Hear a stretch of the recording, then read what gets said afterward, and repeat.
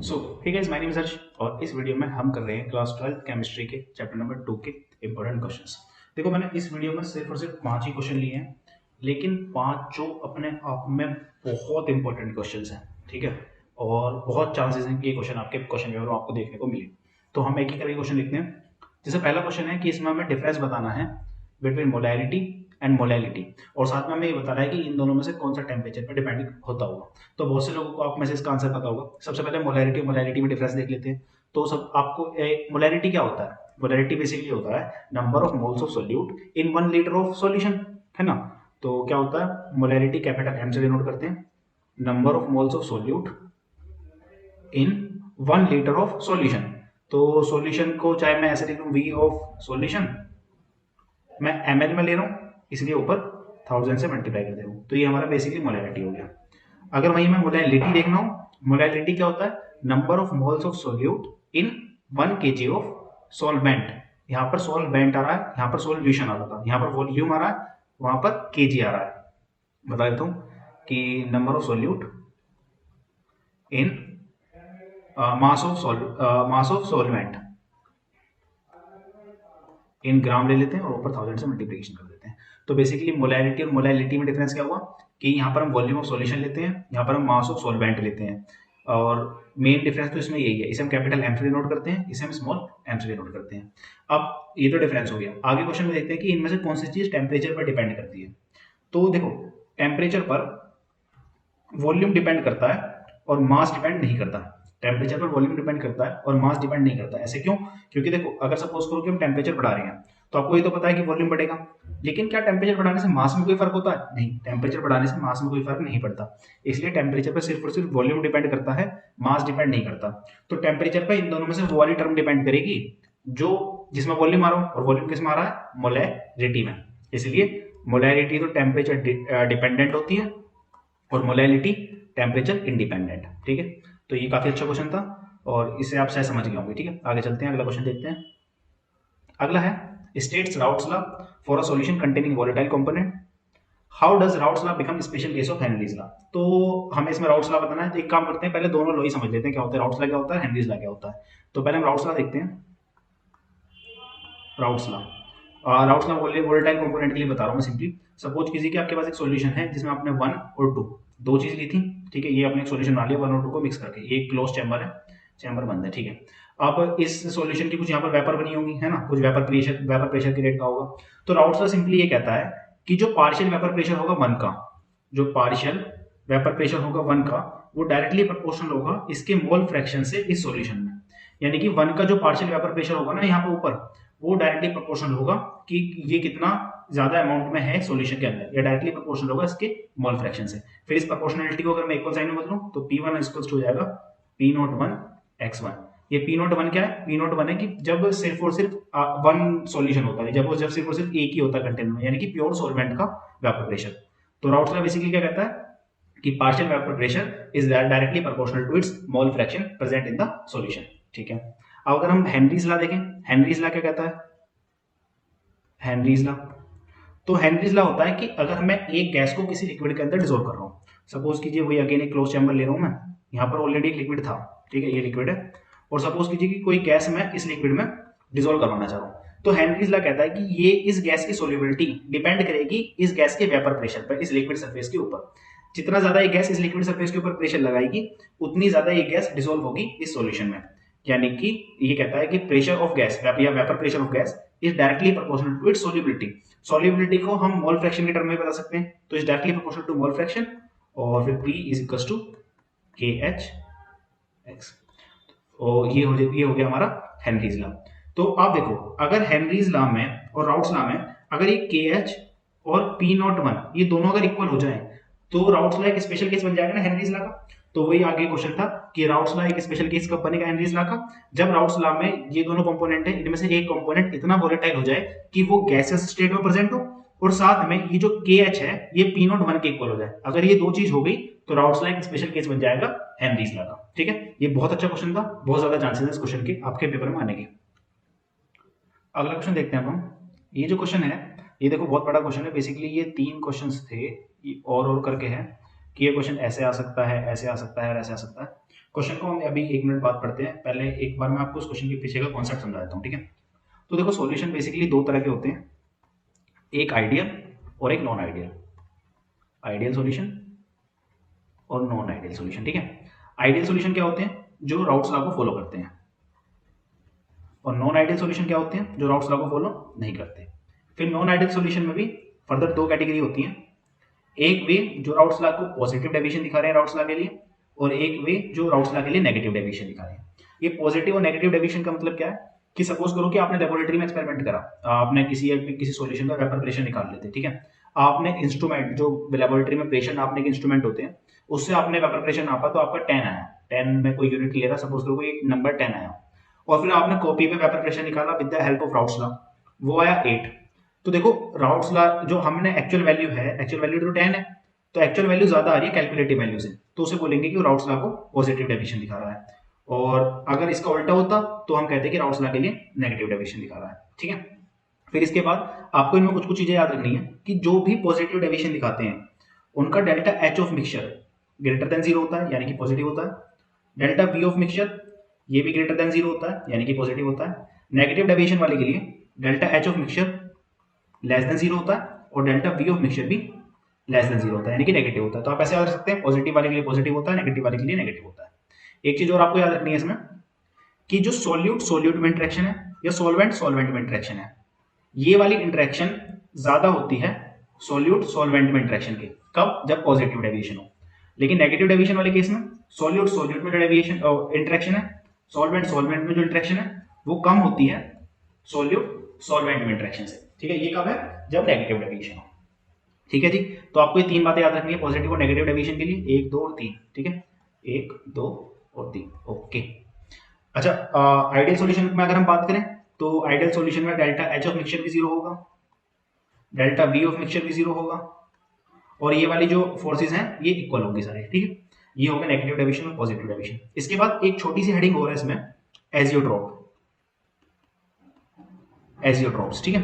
Azeotropes basically क्या होते हैं, जो राउट्स लॉ के लिए लार्ज पॉजिटिव डेविएशन दिखाते हैं या कि फिर लार्ज नेगेटिव डेविएशन दिखाते हैं, कुछ भी लार्ज पॉजिटिव है लार्ज नेगेटिव डेविएशन जो दिखाएगा उसे हम एजियोट्रोप बोल देंगे। एजियोट्रोप की एक डेफिनेशन और होती है कि हम एजियोट्रोप्स को ना फ्रैक्शनल डिस्टिलेशन वाले मेथड से सेपरेट नहीं कर सकते, क्यों, क्योंकि वो लिक्विड और वेपर फेज में इक्वल अमाउंट में होते हैं। ये इस डेफिनेशन में कभी जब डिटेल लेक्चर बनाएंगे तब देखेंगे। अभी के लिए आप इतना याद रख लो कि जो लार्ज पॉजिटिव डेविएशन दिखाते हैं या कि फिर लार्ज नेगेटिव डेविएशन दिखाते हैं राउट्स लॉ के लिए, उन्हें हम बोलते हैं एजियोट्रोप्स, ठीक है जी।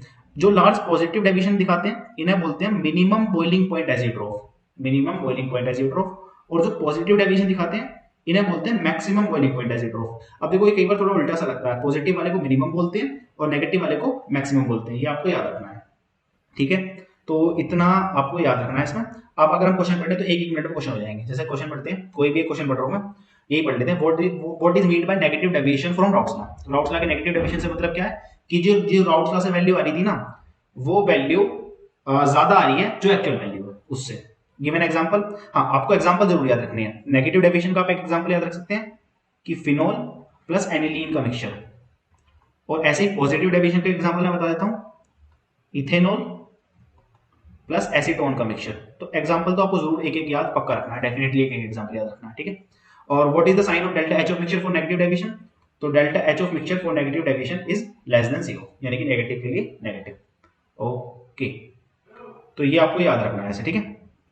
अगला आप आगे अपने क्वेश्चंस देखते हैं। अब देखो इसके बाद जो ये क्वेश्चंस है ना, ये है क्वालिटेटिव प्रॉपर्टी पे बेस्ड क्वेश्चन।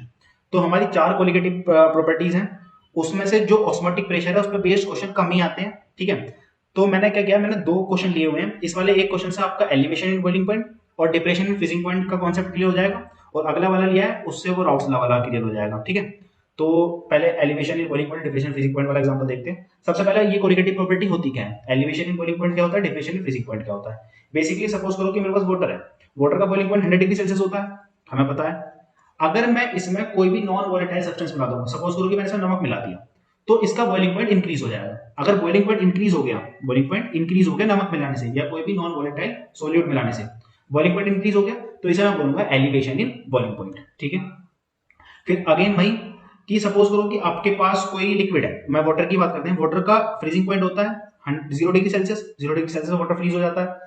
आप सपोज करो मैंने वाटर में कोई नॉन वोलेटाइल सब्सटेंस मिला दिया, नमक ही मिला दिया, तो वाटर का फ्रीजिंग पॉइंट कम हो जाएगा और कम हो जाएगा। पहले 0 डिग्री सेल्सियस था, अब -3 हो जाएगा, -3 डिग्री सेल्सियस, यानी कि उसका फ्रीजिंग पॉइंट में और ज्यादा डिप्रेशन आ गया। तो एलिवेशन इन बॉइलिंग पॉइंट क्या है कि कोई भी नॉन वोलेटाइल सब्सटेंस मिलाने से अगर उसका बॉइलिंग पॉइंट इंक्रीज हो रहा है तो एलिवेशन इन बॉइलिंग पॉइंट, और कोई भी नॉन वोलेटाइल सब्सटेंस मिलाने से अगर डिप्रेशन फ्रीजिंग पॉइंट में कम नहीं आ रही है तो डिप्रेशन इन फ्रीजिंग पॉइंट। अच्छा, यहाँ पे एक हेडिंग और मैं बता देता हूँ उससे पहले कि कोलिगेटिव प्रॉपर्टीज ही क्या होती हैं। कोलिगेटिव प्रॉपर्टीज ही क्या होती हैं? बेसिकली ऐसी प्रॉपर्टी जो सिर्फ नंबर ऑफ पार्टिकल पर डिपेंड करती हैं, इरिस्पेक्टिव ऑफ देयर नेचर। उनके नेचर से हमें कोई लेना देना नहीं है, नेचर से कोई लेना देना नहीं है, सिर्फ और सिर्फ नंबर से लेना देना है, उसे हम बोलते हैं कोलिगेटिव प्रॉपर्टी। ठीक है, अच्छा जी, अब आगे चलते हैं, क्वेश्चन पढ़ते हैं। तो क्वेश्चन में क्या है कि मैंने इथाइलिन ग्लाइकोल लिया, उसको मुझे फॉर्मूला दिया हुआ है, उसे मैंने अपने कार बार में डालते हैं। ठीक है, मैंने 5 kg वाटर के साथ इथाइलिन ग्लाइकोल मिलाया है, तो जो सॉल्यूशन बना ना, उस सॉल्यूशन का फ्रीजिंग पॉइंट हो गया -15 डिग्री सेल्सियस। तो मुझे बताना है what is the boiling point of that solution, इसी सॉल्यूशन का बॉइलिंग पॉइंट क्या होगा। ठीक है, तो मैंने सॉल्यूशन किसका बनाया, मेरा यहाँ पे सोल्यूट था, मेरे यहाँ पे सोल्यूट तो इथाइलिन ग्लाइकोल है, इथाइलिन ग्लाइकोल, और सॉल्वेंट क्या है, सॉल्वेंट है मेरा वाटर। ठीक है, ठीक है जी। अब पहले तो इसमें फ्रीजिंग पॉइंट वाली हमें वैल्यू दी हुई है, तो पहले डिप्रेशन फ्रीजिंग पॉइंट का फॉर्मूला लिख लेते हैं। डिप्रेशन फ्रीजिंग पॉइंट का फॉर्मूला होता है delta T F is equal to K F into molality, molality होता है, स्मॉल एम होता है। ठीक है, ये फॉर्मूला होता है। यहाँ पे आपको ये इंपॉर्टेंट बात है कि डेल्टा टी एफ पता होना चाहिए क्या होता है। देखो, जब हम ऐसे डेल्टा टी एफ निकालते हैं ना, हमें ये वैल्यू पॉजिटिव रखनी होती है, तो पॉजिटिव रखने के लिए हम क्या करते हैं, हम ज्यादा वाले में से कम वाला घटाते हैं। ठीक है, ज्यादा वाले में से कम वाला घटाते हैं। और फ्रीजिंग पॉइंट वाले केस में क्या हो रहा था, सॉल्यूशन का फ्रीजिंग पॉइंट कम था, सॉल्यूशन का फ्रीजिंग पॉइंट कम था, हमने इस वाले एग्जांपल से देखा था ना, सॉल्यूशन का फ्रीजिंग पॉइंट कम था। तो यहाँ पे मैं लूंगा डेल्टा एफ, सॉल्यूशन का फ्रीजिंग पॉइंट कम है, सॉरी, तो यहाँ पे मैं लूंगा delta F not minus T F, T F not minus T F, T F not minus T F. T F not क्या है, बेसिकली प्योर सॉल्वेंट का फ्रीजिंग पॉइंट, और ये है सॉल्यूशन का फ्रीजिंग पॉइंट।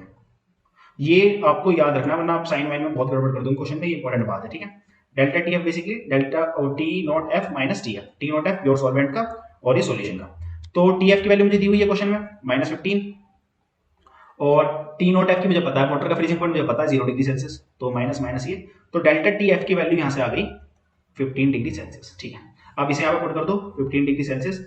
अब आप कहोगे भैया इसे केल्विन वैल्यू में कन्वर्ट करना पड़ता है, तो वो ज्यादा चक्कर में मत पड़ो, आप सेल्सियस में पुट कर सकते हो इस वाले क्वेश्चन में। ठीक है, क्योंकि वो के एफ की वैल्यू केल्विन और सेल्सियस में लगभग बराबर होगी। के एफ की वैल्यू हमें दे रखी है 1.86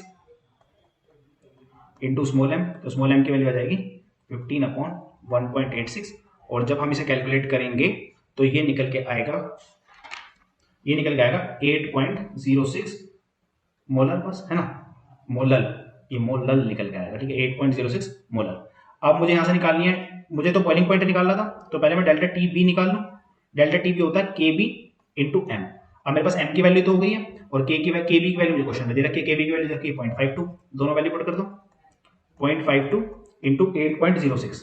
जब मैं इन दोनों को कैलकुलेट करूंगा तो निकल के आएगा 4.19, अभी डिग्री सेल्सियस में निकल गया। ठीक है, ये होगा डेल्टा टी बी। ओके, अब यहाँ पे आपको ये पता होना चाहिए कि डेल्टा टी बी क्या होता है, तो ज्यादा, फिर वही बात याद रखनी कि ज्यादा वाले में से कम वाला घटाते हैं, और ये एलिवेशन इन बॉइलिंग पॉइंट है, तो सॉल्यूशन का तो ज्यादा होगा और सॉल्वेंट का कम होगा, तो ये डेल्टा टी बी होगा। ये वहां पे उल्टा था, यहाँ पे उल्टा है, मतलब दोनों आपस में उल्टे होते हैं, इसलिए मैं ये बार बार जोड़ दे रहा हूँ उस बात पे। 4.19 प्योर सॉल्वेंट का बॉइलिंग पॉइंट आपको पता है, वाटर का बॉइलिंग पॉइंट कितना होता है 100 degree Celsius is equal to 4.19, तो जो सॉल्यूशन का बॉइलिंग पॉइंट आएगा वो आएगा 104.19 डिग्री सेल्सियस, ये सॉल्यूशन का बॉइलिंग पॉइंट आ गया। ठीक है, तो ये क्वेश्चन आप कर सकते हैं, काफी सही क्वेश्चन था ये। इसमें आपका फ्रीजिंग इन बॉइलिंग पॉइंट, मैं क्या बोल दिया, elevation in boiling point and depression in freezing point, दोनों ही आपके क्लियर हो गए। ठीक है, तो ये काफी सही क्वेश्चन था। जो मेन याद रखने वाली बात थी वो 2-3 थी। पहली, एक तो formula delta T F equals to क्या होता है, K F into small M, delta T B क्या होता है, K B into small M. Delta T F जब होता है तो हम लेते हैं T naught F minus T F, और जब ये होता है तो हम लेते हैं T B minus T naught B. यहाँ मैंने थोड़ा सा उल्टा लिख दिया, यहाँ पे मैंने ना बी भी लिखना था, मैंने एफ लिख दिया है, तो वो तो कोई बात नहीं। ठीक है, ये सारे बी हैं। आगे चलते हैं, अपना अगला क्वेश्चन देखते हैं। A solution is prepared by dissolving 10 gram of non-volatile solute in 200 gram of water. It has a vapor pressure of this, इतने Hg. Calculate the molar mass of the solute. तो इसमें जब प्रेशर वगैरह की बात आ जाए तो आपको वही याद रखना है कि जो प्रेशर वाली कोलिगेटिव प्रॉपर्टी है, relative lowering of vapour pressure RLBP, वही लगानी है। तो आरएलबीपी जब नॉन वोलेटाइल सब्सटेंस होता है तो फॉर्मूला आपको डायरेक्ट याद होना चाहिए इसका। इसका डायरेक्ट फॉर्मूला होता है P naught minus P upon P naught is equal to N2 upon N1। यहाँ पे पी नॉट क्या है? P naught basically pure solvent का वेपर प्रेशर है, पी सॉल्यूशन का वेपर प्रेशर है, फिर P naught again pure solution का वेपर प्रेशर है, N2 मोल्स ऑफ सॉल्यूट है, N मोल ऑफ सॉल्वेंट है। ठीक है, ओके जी। तो एक एक करके वैल्यू देख लेते हैं। पी की वैल्यू हमें दे रखी है 31.84, ये दे रखी। पी नॉट की हमें वैल्यू दे रखी है 32 mm ऑफ Hg। ठीक है, तो ये तो दो वैल्यू हमें मिल गई। N2 क्या होता है? Moles of solute. मोल्स कैसे निकालते हैं? Given mass upon atomic mass. तो सपोज करो कि N2 का गिवन मास मैं W2 से दिखा रहा हूँ और इसका मॉलिक्यूलर मास M2 से, ऐसे ये W1 अपॉन M1। ठीक है, आगे चलते हैं।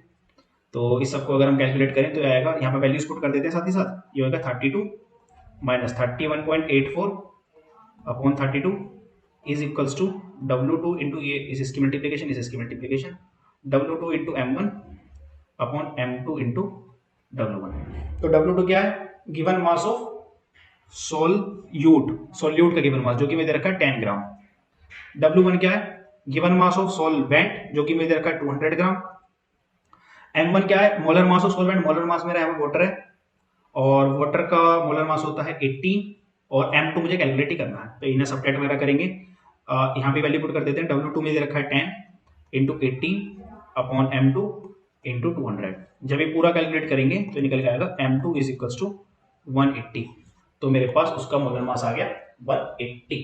तो इस तरह से हमने ये वाला क्वेश्चन भी देख लिया। ठीक है, इसके बाद ये हमने अपने 5 क्वेश्चन कर लिए लगभग। इसमें मैंने बहुत सारे कॉन्सेप्ट आपके इन 5 क्वेश्चन के थ्रू ही क्लियर कर दिए। एक और मैं इंपॉर्टेंट बात बता देता हूँ जो क्वेश्चन आ जाता है। एक क्वेश्चन होता है कि एक्वेटिक स्पीसीज कोल्ड वाटर में ज्यादा कंफर्टेबल होती है रादर देन हॉट वाटर। तो ऐसा क्यों होता है? ऐसा इसलिए होता है कि कोल्ड वाटर में solubility of oxygen, cold water में सॉल्युबिलिटी ऑफ ऑक्सीजन ज्यादा होती है, इसीलिए एक्वेटिक स्पीसीज कोल्ड वाटर में ज्यादा कंफर्टेबल होती है रादर देन वार्म वाटर। तो एक क्वेश्चन ये आपको याद रखना है। ठीक है, तो फिर हम यहीं तक रखते हैं अपनी इस वीडियो को।